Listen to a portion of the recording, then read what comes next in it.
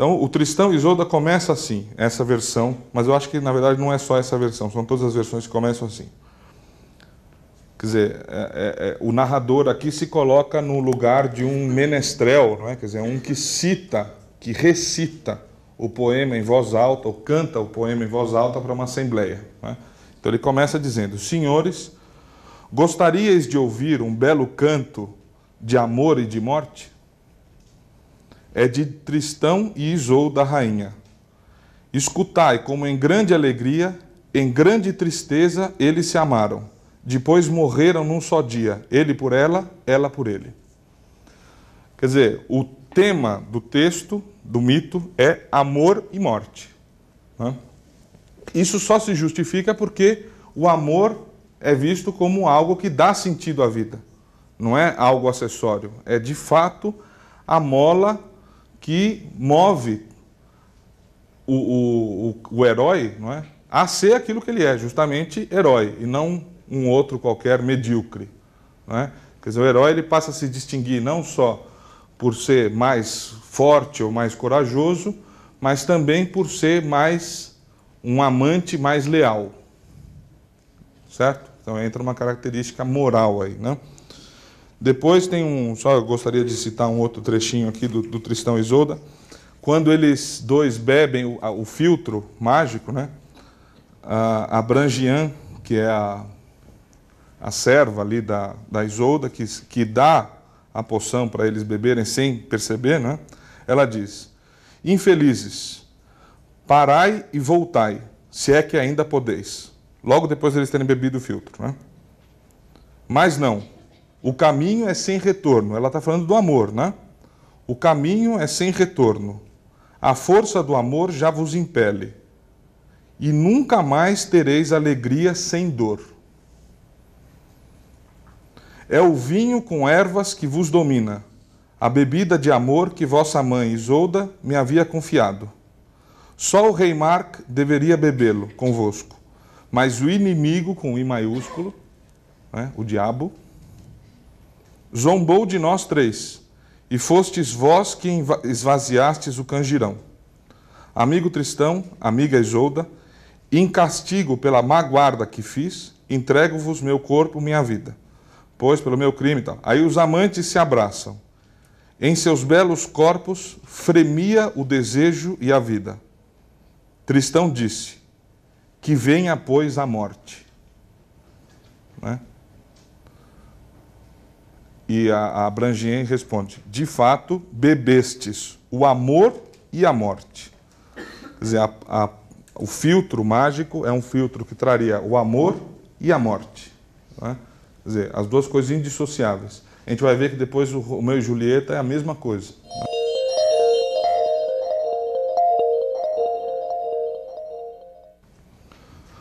Essa história do filtro é muito interessante, porque do filtro, da poção do amor, né? Porque o amor parece ser algo pelo qual os amantes não têm responsabilidade. A culpa não é deles, é do filtro. Então, se o Tristão está traindo seu tio, e se a Isolda está traindo seu marido, a culpa não é dela, a culpa é da poção, é do filtro. O amor acaba criando suas próprias regras, à margem daquilo que seria conveniente ou socialmente aceito, etc. Né? E o filtro é o responsável, não são os sujeitos os responsáveis. A culpa não é deles, é um elemento externo, é o amor ou o filtro. Ok? Romeu e Julieta, para a gente terminar, não é? Tem um salto histórico aqui, né? Quer dizer, nós estamos falando do século XII, Romeu e Julieta é final do século XVI. Entre uma coisa e outra, você tem essa tradição do amor cortês que vai se solidificando, né? Por exemplo, através do Dante.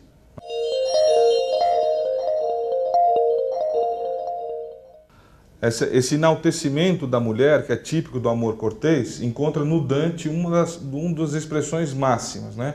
O Dante põe a Beatriz no paraíso e ela é a guia que leva o Dante para conhecer o paraíso, né? Para a salvação da alma do Dante. Né? Então, a mulher se torna quase uma entidade angélica. Né? Isso aparece aqui no Romeu e Julieta quando o Romeu vê a Julieta no balcão, aquela famosíssima cena em que os dois trocam juras de amor, né? Ele diz, você parece um anjo, você parece uma estrela, um ser divino, né? Essa ideia da mulher, do enaltecimento da mulher, que chega quase a torná-la angélica, né? Só que o Romeu e Julieta também é uma história, assim como o Tristão e Isolda, é uma história do amor trágico, né? São duas famílias que se odeiam, todo mundo conhece a história, né? Eles se apaixonam por acaso, porque o Romeu penetra numa festa da família da Julieta.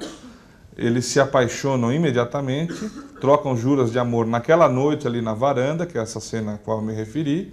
No dia seguinte eles se casam em segredo, só que a Julieta estava prometida para um outro, né? Tem uma briga ali na cidade, o Romeu acaba matando o primo da Julieta, tem que fugir, e para eles poderem se encontrar de novo, a Julieta tem que tomar um remédio para parecer que ela está morta, né? Ela seria enterrada, depois o Romeu pegaria ela ali, quer dizer, de novo a questão do amor e da morte, né? Ela teria que passar por uma espécie de morte para poder se unir ao Romeu, né? E o fato é que o Romeu não recebe o recado do plano, quando vê a Julieta como se estivesse morta, acha que ela morreu, então ele se suicida, né? Ao lado do corpo dela, né? Ela estava viva ainda, porém ele achava que ela estava morta. Quando ela acorda da sua letargia, ela vê o Romeu que tinha acabado de morrer aí do lado dela, né? Então ela pega o punhal, aí, a adaga do Romeu e se suicida ao lado dele. O final lembra muito Tristão e Isolda, não é? Quer dizer, os dois amantes que morrem juntos por conta de um equívoco, né? No caso do Tristão e Isolda foi uma mentira, não é? Que uma ciumenta contou para Isolda, ela morre de tristeza. No caso aqui do Romeu e Julieta, esse plano que o Romeu, infelizmente, não ficou sabendo a tempo, porque o mensageiro que ia levar a carta com esse plano para ele foi detido no caminho, né? O Romeu, logo antes de morrer, diz o seguinte: quantas vezes, quando os homens estão prestes a morrer, experimentam um momento de alegria, que seus guardiães chamam de o relâmpago precursor da morte. Minha esposa, a morte que sugou o mel de teu hálito, nenhum poder teve sobre sua beleza. Ainda não foste vencida, quer dizer, mesmo morta você continua muito bela. A insígnia da beleza ostenta ainda o carmim em teus lábios e tuas faces. Ah, querida Julieta, por que ainda és tão bela? Terei que acreditar que o fantasma incorpóreo da morte está amoroso e que o monstro magro e detestado te guarda nas trevas, reservando-te para ser teu amante? Terei eu que acreditar que a morte se apaixonou por você?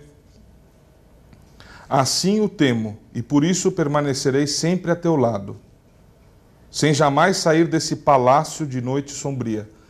Aqui quero permanecer com os vermes, que são teus servidores.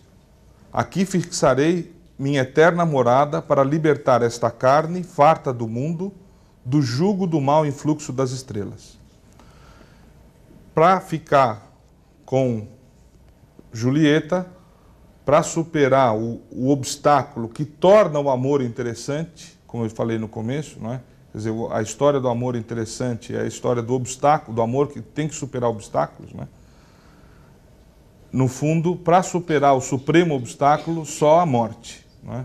Então, justamente a concepção do amor como algo que supera a vida e tem e deve se realizar em algo que está além das nossas capacidades, né? Esse ideal do amor que tende, de fato, para o infinito, que na literatura é representado frequentemente pela morte, né? Porque é algo que está além das nossas capacidades, né? Quer dizer, tem a ver com aquele desejo do Platão, né? De algo de suprema beleza e bondade, né? Tão supremamente belo e bom que ultrapassa as nossas capacidades, então só se realiza em algo que é além da vida, né? a morte ou algo que a gente não conhece, que é um mistério, né?